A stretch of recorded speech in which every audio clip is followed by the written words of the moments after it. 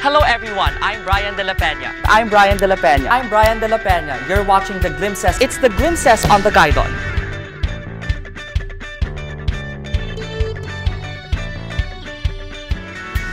The Supreme Court takes the spotlight in its latest landmark ruling that led to the ouster of Chief Justice Maria Lourdes Sereno on May the 11th. In the middle of what they call a worsening humanitarian crisis, 3 USAID chapters around the nation stand up against the re-extension of martial law in Mindanao for another year. The Guidon takes you to the heart of the story in Marawi City, and we begin our 3-part special report with a story on psychosocial initiatives that counter trauma and extremist notions instilled in the youth after the siege.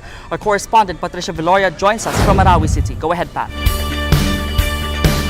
Our top story this hour, the crowd starts to build up at the People Power Monument in Quezon City as more protesters converge in preparation for the rally against the burial of former President Ferdinand Marcos at the libingan ng mga bayani. Good evening. We enter a week of remembrance and vigilance as we commemorate the 45th anniversary of President Ferdinand Marcos's declaration of martial law in the country. Stay tuned to the Guidon for more news and information in and beyond Diola.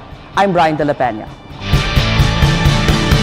Daan-daang katao mula sa Ateneo, Miriam College at UP Diliman ang nagsama-sama sa Katipunan upang magkilos protesta. These protesters behind me have marched all the way from Welcome Rotonda to España Avenue and all the way here to Mendiola in Manila. And nothing, not even the heat of the sun, will stop them from their battle cry. That is to bury contractualization and not the dictator who is no hero for them. The roads leading to Mendiola were filled with placards, tarps, effigies, and a multitude of people who showed frustration over the administration's failure to completely end contractualization, among other shortcomings. We have with us tonight Rappler Investigative Desk Head Chai Hofelania. Bakit kailangan unawain ito na kailangan ng critical thinking sa pag-cover ng mga issue? Kung wala yung information na yan from independent media, anong matitira? Propaganda. Propaganda na lahat ay okay, na pag negative news, masama siya.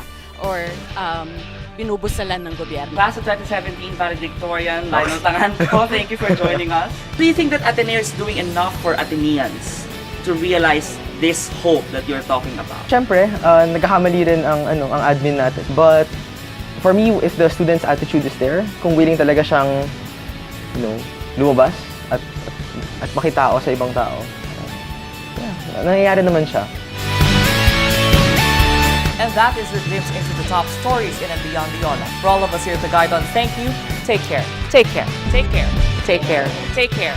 Take care. Bye for now.